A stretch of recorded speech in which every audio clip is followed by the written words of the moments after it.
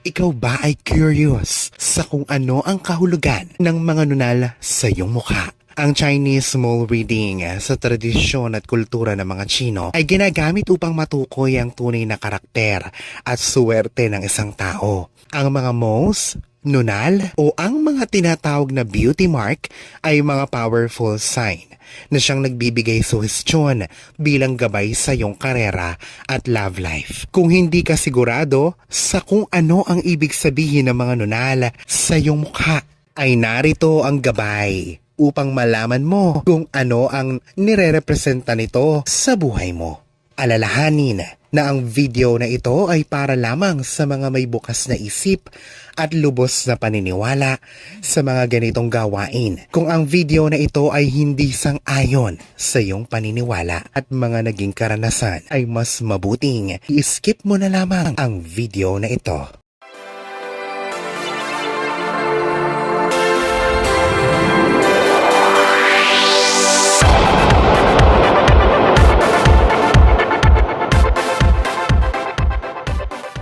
Paalaala, unang hanapin ang anumang nunal na mayroon ka sa iyong mukha at sa bawat pakahulugan na sasabihin ko para sa bawat nunal ay gawing referensya o basehan ang larawan o diagram na ito. Ito ay ang pinakamalapit o eksaktong pwesto ng nunal. Kadalasan ang mga nunal ay may malalim na pakahulugan kung ito ay prominente o kapansin-pansin at ito ay nag-iisa. Kung ang mukha mo ay puno ng spots, acne, o sobrang maliliit na nunal, ay sinasabing hindi ito kasali. Kapag naman ikaw ay nasisigurado mo na ang mga nunal at pwesto nito sa iyong mukha, ay gawing basihan ang diagram na ito. Ang bawat numero na katabi ng bawat nunal sa diagram ay may pakahulugan, kaya sundan mo lamang ako, Kalaurel. Kung ngayon ka pa lang sa channel na ito,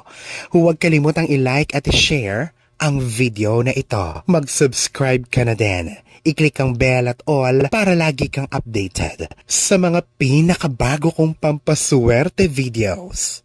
Ang position 1 hanggang 3. Ang posisyon ng nunal na number 1 hanggang 3 ay mga tao na hindi pangkaraniwan. Kadalasan hindi sila palasunod sa karamihan at may malayang espiritu. Ikaw ay likas na malikhain at mas nakakagawa ng maayos kapag binigyan ka ng kalayaan o malaya sila sa anumang pagdidikta ng ibang tao. Ang mga nakakataas sa iyo ay nagugustuhan ang pagiging confident mo sa pag-approach sa buhay. Kung ang nunal mo ay nakapwesto sa bandang 1 hanggang 3 o malapit sa mga ito, ikaw ay mas mainam na maging isang negosyante kaysa sa maging empleyado lamang. Kaysa sa maging empleyado, ikaw ay suwerte sa pagkakaroon ng sariling negosyo. Position 4. Kung ang nunal ay sa mismong position 4 o malapit sa position 4, ikaw ay mapusok. Ikaw ay may kumpiyansa o confidence. Siyang ginagawa kang makarisma at may maningning na personalidad. Ikaw naman ay mahirap kausapin kapag may maraming opinyon. Maaaring ikaw ay makipagtalo pero hindi ka naman mapagtanim ng sama ng loob. Position 5. Ang nunal mismo o malapit sa position number 5 o ang taas ng kilay ay indikasyon ng wealth luck sa iyong buhay. Ngunit kailangan mong paghirapan ito upang makasigurado na magkaroon ka nito. Ngunit ang yaman at magagandang bagay ay dapat na pagsikapang ilihim dahil maaaring maligiran ka ng mga tao, ang pakay ay ubusin, mawala o masira ito. May mga lalapit sa iyo na maaaring alukin ka ng mga investment schemes, ngunit sa huli, ito pala ay hindi totoo o scam lang. Kung may nunal ka sa parting ito ng iyong mukha, sa taas ng kilay mismo o malapit sa position 5, ay huwag lubos na magtiwala sa iba, sundin ang instinct at maging maingat at huwag mong hahayaan na kontrolin o pasukin ng ibang tao ang iyong pananalapi. Position 6. Kung ang nunal ay nakaposisyon mismo o malapit sa number 6, ito ay indikasyon ng katalinuhan, pagiging malikhain at kasanayan bilang isang artist. Ikaw ay may talento pagdating sa sining, siyang magbibigay sa iyo ng kayamanan, kasikatan at tagumpay. Indikasyon din ito ng wealth luck. Ngunit ang tagumpay ay mangyayari lamang kung susundin mo ang iyong puso. sa sumunod sa kaparaanan ng karamihan upang mabuhay. Tandaan na ang tagumpay ay mapapasa iyo kung ikaw ay lalakasan mo ang kalooban mo. Position number 7. Kung ang nunal ay nasa position 7 o nasa ilalim ng iyong kilay, ito ay indikasyon ng hindi pagkakasundo sa sino mang kamag-anak mo. Ito ang nagdudulot sa iyo ng kalungkutan na siya namang nakakaapekto sa iyong trabaho o negosyo. Napayo na makipag-ayos sa sino mang kamag-anak na may nakakaalitan upang magkaroon ng kapayapaan at makasulong o makamove forward sa buhay. Position 8. Kung ang nunal ay nasa position 8 mismo o malapit dito, ito ay hindi isang magandang posisyon ng nunal. Ang iyong pananalapi ay patuloy o constant na nagiging komplikado dahil ikaw ay may tendency na mag-overspend o maging sobrang gastos. May tsansang maging mahilig din sa sugal ang mga may nunal sa position 8. Ang dapat mo lamang na gawin ay matutong kontrolin position 9. Hindi naman swerte ang pahiwatig ng mga may nunal sa position 9. Malapit man o eksakto dito, ito ay suhestyon na maaaring maharap ka sa prosesyon o litanya ng problema. Mas mainam kung aalisin mo ito. Position 10. Kung ang nunal ay nakaposisyon sa mismong 10 o malapit sa 10, ito ay indikasyon ng descendant luck. Ito ang swerte na maaaring mamana o maipapamana. Ikaw ay palaging malilibutan ng mga anak at kapamilya, pati ang mga kaapu-apuhan. Suportahan mo ang mga malalapit sa iyo sa material at emosyonal na aspeto. Position 11. Kung ang nunal ay nasa malapit o sa mismong position number 11, ito ay pahiwatig na maaaring may sukuan kang sakit. Ipinapayo na alisin ang nunal dito, lalo na kung ito ay malaki at maitim, o mas mainam na gumamit ng concealer upang matakpan ito.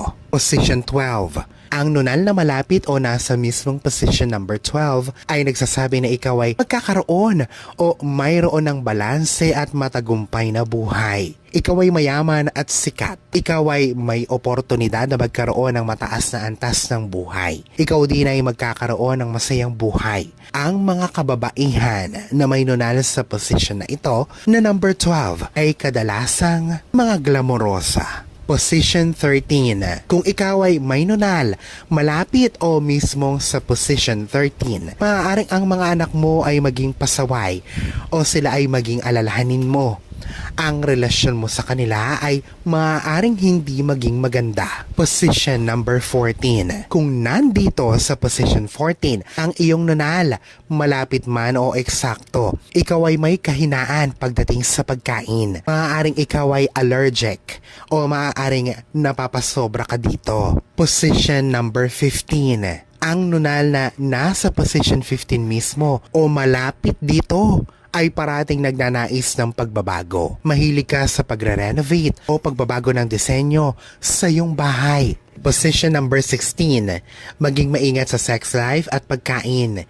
Ito ang dalawa mong malaking problema. May tendency na lumaki ang timbang na siyang pwedeng magdulot sa iyo ng depresyon. Ikaw ay may tendency din na maging romantiko, ngunit sa dalawang tao. Pero kalaunan ay gagawin kang guilty dahil sa ikaw ay may moral. At ang pagka-guilty na ito ay ang siyang magdudulot sa iyo ng stress. Position number 17.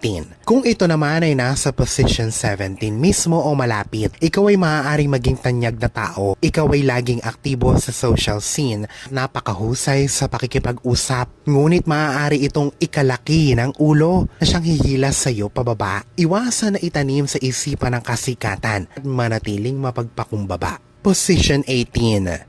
Mahilig ka sa travel, ngunit maging maingat habang nasa paglalakbay, lalo na kung ikaw ay dadaan sa mga karagatan. Position 19. Suwerte ka sa kaibigan at pera kung ang nunal ay malapit o nasa mismong position number 19. Madali kang mahulog o ma-in-love. Position 20. Ang nunal dito ay maaaring indikasyon ng sobrang swerte o sobrang malas. Maaaring ikaw ay sobrang sikat o sobrang controversial. Sa ibang banda, ikaw ay sobrang matalino. Ngunit maaari mo itong gamitin sa masama o mabuti. Hindi madali sa iyo ang mapalubag ang loob at magpatawad. Kadalasan ng mga may nunal na nasa ganitong pwesto tulad ng sa position number 19 ay mga malalaki o big time na tao sa kasaysayan. Position number 21. Ito ay isang posisyon ng nunal na pahiwatig ng swerte. Hindi ka masasaira ng pagkain sa bahay sa buong buhay mo. Ito ay pahiwatig din ng kasikatan